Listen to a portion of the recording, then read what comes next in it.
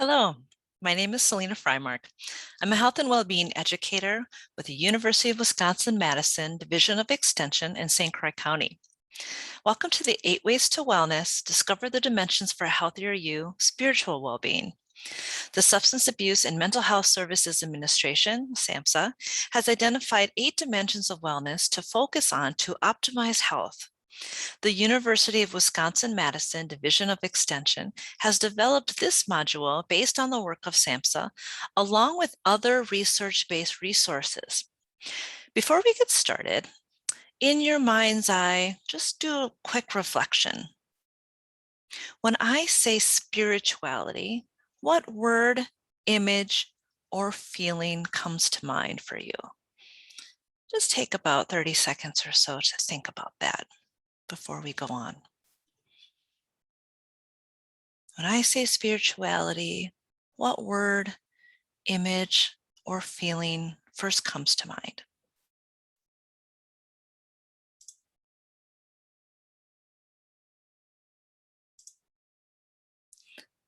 So in contrast to poor health, wellness is a state of living a healthy lifestyle. It's an ongoing process and lifelong journey. It's not a one-time event. Wellness is often categorized into several interconnected dimensions. It's a holistic integration of physical, mental, and spiritual well-being. This slide illustrates the 8 different dimensions of wellness. As you can see, you have emotional, financial, social, spiritual, occupational, physical, intellectual, and environmental. And there needs to be a balance among all of the dimensions in order to live your life fully. However, that balance will look very different for each person, depending on their individual beliefs, priorities, and aspirations. The goal is to find a personal harmony with the dimensions that are really most authentic for you. Can't reach a state of wellness passively. It requires active awareness, acceptance, commitment through choices you make every day, no matter how small. The spiritual wellness dimension is a broad concept that represents one's personal beliefs and values and involves having meaning, purpose, and a sense of balance and peace. It includes recognizing our search for meaning and purpose in life and developing an appreciation for life and the natural forces that exist in the universe. It's also important to remember that while spirituality is an important aspect to our well-being, our experiences with it vary. Not everyone has a positive experience or feelings about spirituality or religion. So if you find difficult emotions arising as we talk about this topic, know that that is okay, and do what you need to do in order to take care of yourself. So today, we'll talk about understanding how beliefs, values contribute to good health, understand that connection to community strengthens well-being, and identify at least one activity that supports a spiritual practice. At some point in our lives, most of us have felt a meaningful connection to something bigger than ourselves. The way we experience this connection can vary depending on our personal experiences, our communities, and our culture. Spirituality is a broader than religion, but the two are closely related. Both may offer questions and answers about the unknown, provide support during emotional crises, and invoke a sense of awe, wonder, and appreciation. There is growing research in the relationship between spirituality and well-being. Now, some studies indicate that those who are spiritual tend to have a more positive outlook and better quality of life. High scores on spirituality measurements correlated with a good quality of life for patients with advanced disease. And another study showed that spiritual well-being was related to the ability to enjoy life, even amid symptoms, including pain. We'll look at this dimension in 3 parts: beliefs and values, being in community, and developing a practice. Knowing our core beliefs and values is like having an internal compass that helps guide us in a variety of areas in our lives, especially in times of difficulty. Being in touch with our beliefs and values can help decide what kind of education or job to pursue, stop negative thoughts from getting out of hand, strengthen relationships with families and friends, even deal with physical pain and discomfort. There is an increasing amount of scientific evidence that suggests that identifying and affirming one's values can have benefits across a variety of contexts, can buffer against some of the destructive processes that arise when we encounter negative feedback and social rejection, and contributes to positive outcomes such as increased pain tolerance, self-control, and feelings of social connection. If we're unclear about our core beliefs and values, there are several exercises we can do to help discover it. Let's try one now. When we want to better identify our values, it can help to think of people you admire. Who are some of the role models in your life that inspire you? Who do you look up to? These individuals could include people you know personally, famous figures, characters in a book. So for this activity, we're going to think about these individuals and then begin to write down your thoughts using these questions to prompt you. What is it about them that inspires you? What are the positive qualities they possess? What behaviors and actions would you like to follow? So take some time to do this activity. Get a piece of paper or something to write with, or open up a document on your computer and see if you can answer these questions. Feel free to pause the video now to complete this exercise.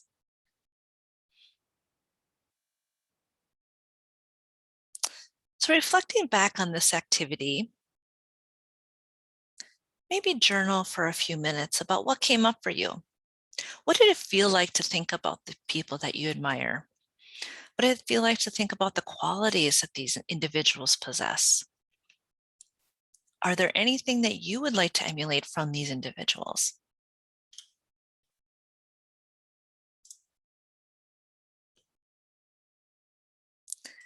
Other ways that we can define our values is identifying the times you were happiest, identifying times when you were most proud, identifying the times when you were most fulfilled and satisfied, and using a values list to help you identify your top values. On the next slide, we'll go over how to do a values list exercise. So this is just one example of a values list. You can find different values lists, or you can ask your educator to send you a link for this one.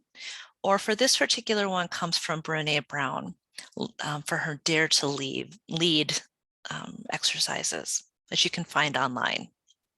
Brene is spelled B-R-E-N-E, Brown. So if you Google Dare to Lead list of values, you'll see this particular list in front of you. So once you have a list of values, what you want to do is first read over all of the values that are on the list. It can help to do this exercise during a quieter time and in a relaxed space when you're not rushed. Then read the list again and circle or underline about 8 values that represent you the most. Try to let your intuition or your gut guide you and try not to think about it too hard. As you look through the list, you might find some that are naturally paired that go together. Feel free to group these together if it feels right, and then choose one of the words to represent all of those, or just come up with a new word for that grouping. If there's a value that's not represented on the list, write down that on your own. Then look over the list of 8 and try to narrow it down even further to about 4 values. Afterward, you might want to journal about this exercise. Writing about it can help us to learn more about what we gained from experiences. What did it feel like to define your values? How do you currently express these values in your life? How might you grow in the values that you've chosen?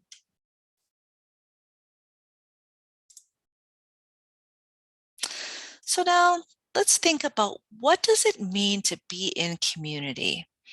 And take a few moments to think about that for yourself. What do you think it means to be in community? Think back to a time where you felt like you belonged. And what was that like? Healthy relationships are important to overall well-being. Strong ties with family and friends, along with being involved in social activities, can help act as a buffer against stress, anxiety, and depression, as well as increase our sense of security and self-esteem. They help us to feel less alone and isolated when we are experiencing times of difficulty. Often, spiritual traditions encourage participation in a group, such as attending a church or a meditation group, or other types of fellowship like community outreach and volunteering. It's important to recognize that there is a benefit both psychologically and physically in being connected with others. The benefits of social support are well documented, and having a spiritual community to turn to for fellowship can provide a sense of belonging and support.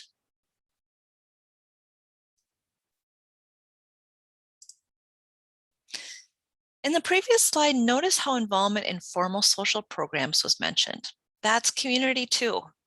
And there are benefits to volunteering, including learning new skills and trying new activities, enriching your life by knowing you have helped others, and meeting new people and making friends with those who have similar values. There are ways you can get involved in your community. For example, by volunteering, you can contact your local hospital, nonprofits, libraries, service organization, and faith communities for examples or what's available. You can check out the Wisconsin Department of Public Instruction's Community Service Opportunities website, or build on a skill or interest. Take a class to the library community education, or join a group like the Master Gardener program. So we've talked about identifying core values and also why community provides connection. Now let's talk about why developing and engaging in a regular spiritual practice is good for our overall health. A study of heart transplant patients showed that those who participated in spiritual and religious activities and said their beliefs were important complied better with follow-up treatment, had improved physical functioning at the 12-month mark, and higher levels of self-esteem and less anxiety and fewer worries. And we can train our brains to be more connected, more compassionate, and more self-aware. However, practice is required to change the brain, and more practice leads to transformation. And you don't need an hour or more or anything like that to get committed. Something as simple as practicing 5 to 10 minutes every day can make a tremendous difference in your well-being. Spiritual well-being practices help us become more present in the moment, which helps us to connect to things outside of ourselves. Connectedness gives us a heightened sense of purpose and oneness with the world. All of the activities here can help engage that relaxation response and help increase self-awareness. Yoga or Tai Chi, time in nature, doing mindfulness meditation, prayer or affirmations, music, guided imagery, art, and journaling are just some examples. The tree of contemplative practices shown here illustrates many practices used in religious and non-religious settings. It can be helpful to provide this as a tool for discovering practices you may not have heard of or tried yet, as we work through the discomfort of the spiritual realm. So if you take a look at this tree, you can see there's examples of a variety of practices. You can find this tree at www.contemplativemind.org or just search for Tree of Contemplative Practices. Some ways that can help create a consistent practice are having a consistent time of day to practice, setting a reminder on your calendar or phone. You can even use an app or other tracking method, or find a partner or friend who can help provide social support. Our lives are very busy and things come up all the time that we don't expect. It can be challenging to start a new habit or practice. It's okay not to be perfect. Be gentle with yourself when first starting on something new, and remember the old saying, one step at a time. So after listening to today's presentation, take some time now to think about one or two things you can do to increase your spiritual well-being. Feel free to pause the video now to take a few minutes to reflect. What are one to two things you can do to increase your spiritual well-being?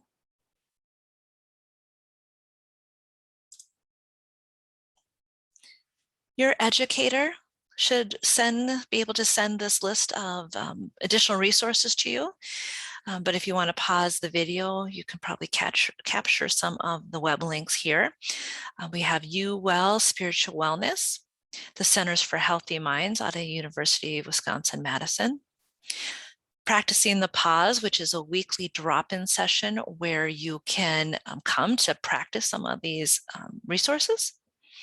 We Cope, Connecting with Our Positive Emotions, Centers for Spirituality and Healing, the Brene Brown Values List we talked about, as well as the Tree of Contemplative Practices, and also a list from TED Talks that help you find your purpose. I hope you enjoyed the presentation on spiritual well-being. Feel free to contact me if you have any questions or feedback. Thank you.